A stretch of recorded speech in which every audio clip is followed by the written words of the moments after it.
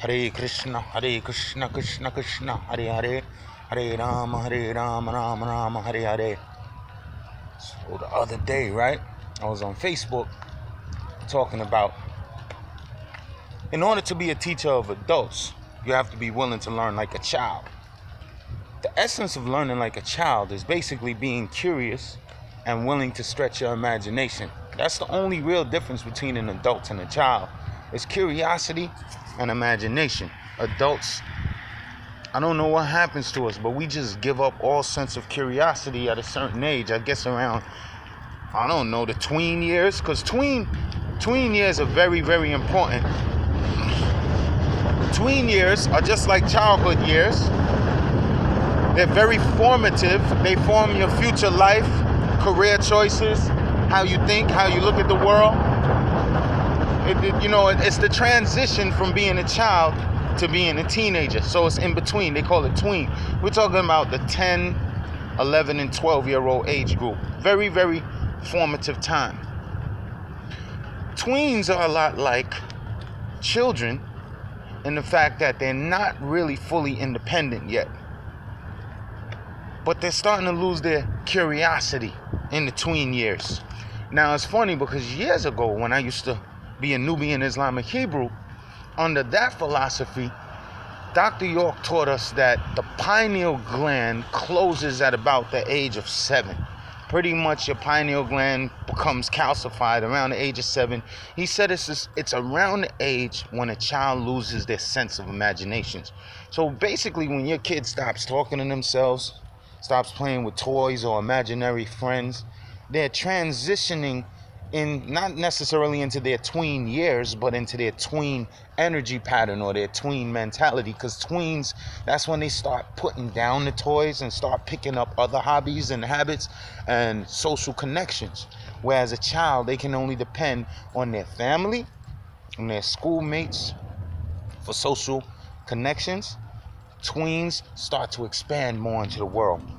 But what's very important is that in learning like an adult, we learn something called rote memory, R-O-T-E. R-O-T memory is like remembering your ABCs or remembering your 12 times tables. It's just something you learn and keep repeating to yourself until you memorize it. That's not really education. Education is not only memorization, but it's also experiential. Experience. I'll give you another example. A person can go to college for 12 years. They call it a university. And they don't learn nothing about the universe. The universe is an offshoot of the word cosmos, which means a thing of beauty. Latin word, thing of beauty, cosmos. The cosmos itself is coming from another superior, supreme nature. That superior, supreme nature is called Jiva Atma. It's the eternal, indestructible God particle that you call yourself. So you go to a university, you learn nothing about the cosmos unless you're studying astronomy. You graduate from this school and all you learn about is material elements up to the mind, intelligence, and false ego. You don't learn nothing on the spiritual platform, but they call it a university. And you know, for a universe to be alive, you need the presence of a soul, either a super soul or individual souls such as me and you. So, you're learning rote memory, and this is what Srila Prabhupada says about modern education.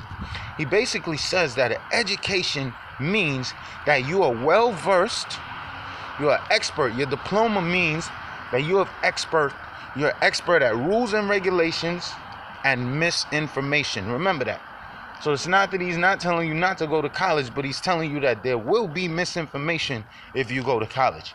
And as you can see, some of the college-educated people on this planet Earth and the dogma that they present to us in the form of the pedagogy or the educational institute, you can see that these people are not very educated.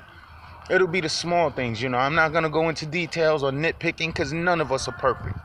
They say if you look close enough at Krishna, you'll also find fault. this video actually had no specific purpose. I just wanted to share some thoughts about curiosity and maintaining the pliability of the brain. So when I was coming up as a kid, they always taught your brain stops growing at a certain point and it stops making new connections. Your brain cells start dying instead of growing. I disagree, and I disagree totally. I believe that the brain can grow throughout one's life. The brain can make new connections throughout one's life. And not only can you grow something called gross brain gray matter, because you got gray matter. You got gray matter inside your solar plexus. You got gray matter inside your stomach lining. So this infers that thought is not just taking place in your brain. Thought is taking place in other parts of your body. And you know what's interesting about that is, man, you need a smart stomach. You need a stomach that has to think for itself to be able to reject some things. Because sometimes something that looks good to our mind is not necessarily good for our body. Here's a perfect example. When Lord Chaitanya was young, Chaitanya Mahaprabhu was young. And honestly, when we see people who was on a very advanced spiritual platform, we're talking about the highest levels of spirituality. They generally, sometimes they don't even differentiate between different types of energy. They just see Krishna and everything. So Lord Chaitanya was a child, and I believe he was eating clay. He was eating clay one day. And his mother scolded him. She chided him for that. This is taken from the Chaitanya Charitamrita, which was written by Krishnadas Kaviraj.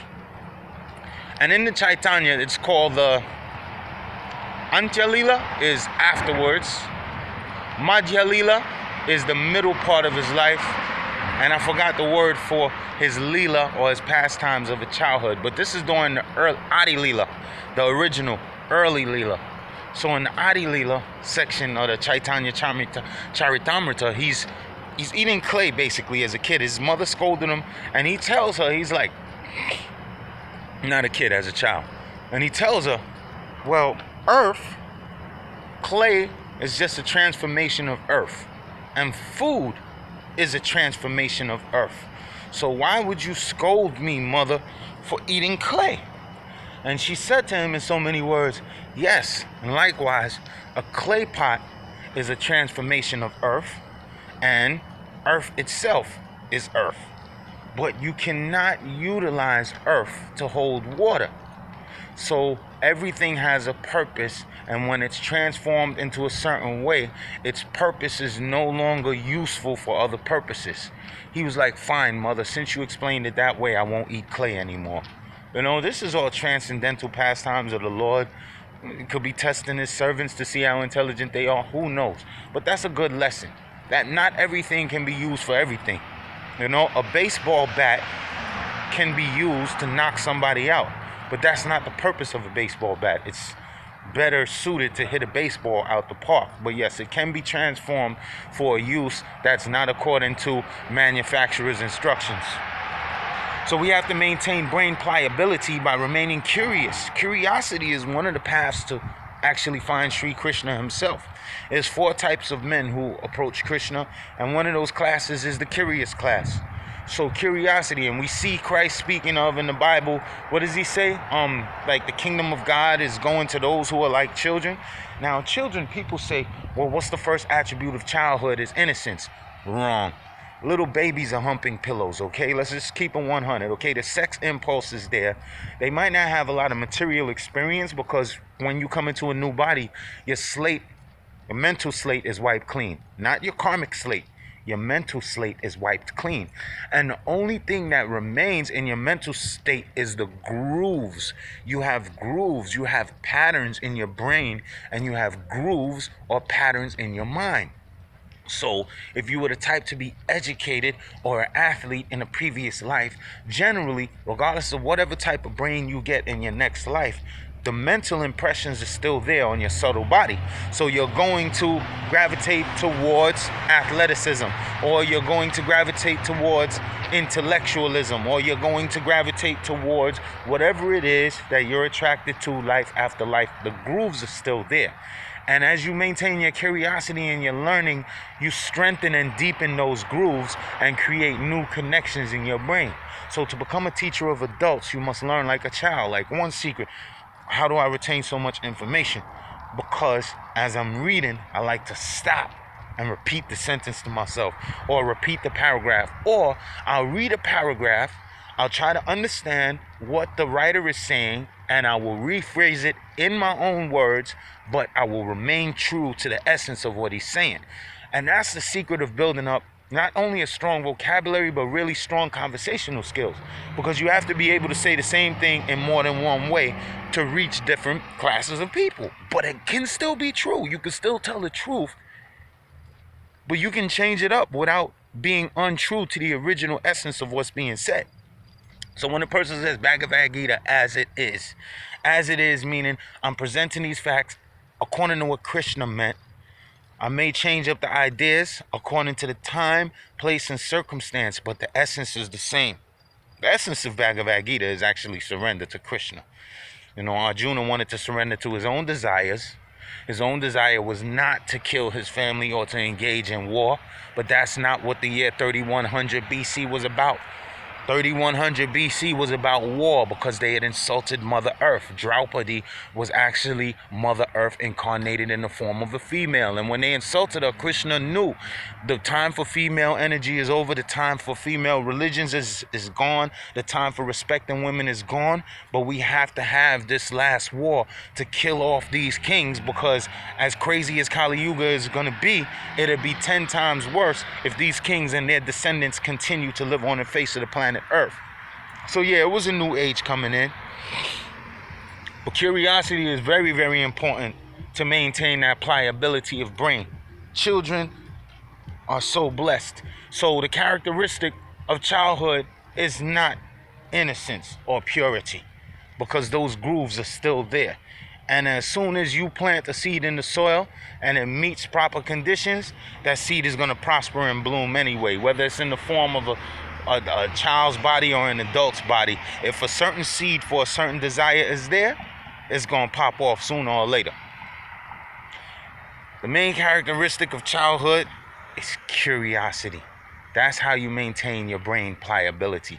You have to keep learning. That's one of that divine attributes, is curiosity. Us adults, we just got this thing where we don't have to learn no more. I guess once you start working, so once you pass from them tween years into the teen years, pretty much all of your psycho-spiritual neural activity is shut down, especially once sex life begins. And furthermore, sex life, what it does is it drains precious body fluids from the body of a male. But it also taps the body of a female and a male on a subtle level. Like, for example, if you're celibate, right? Celibate, you're maintaining a vow not to have sex. A person who's celibate is not really supposed to masturbate, because you're still losing that spinal seminal fluid. And as for females, well, you say she doesn't produce any sperm. This is true. But with the female, she can also leak energy. So you have something called Ojas and Tejas. OJAS and Tejas, or Teja. And that's TEJAS. Look these things up, because these are subtle forms of energy that even if you're celibate, you can still lose energy if you're hankering after sexual activity. If you're hankering and lusting after sexual activity, it's almost the same drain as if you physically released. So these things are good to know, you know, if you're choosing to go on that path. And I was going to actually tie this video into something else, but it slipped me. I didn't just want to talk about education.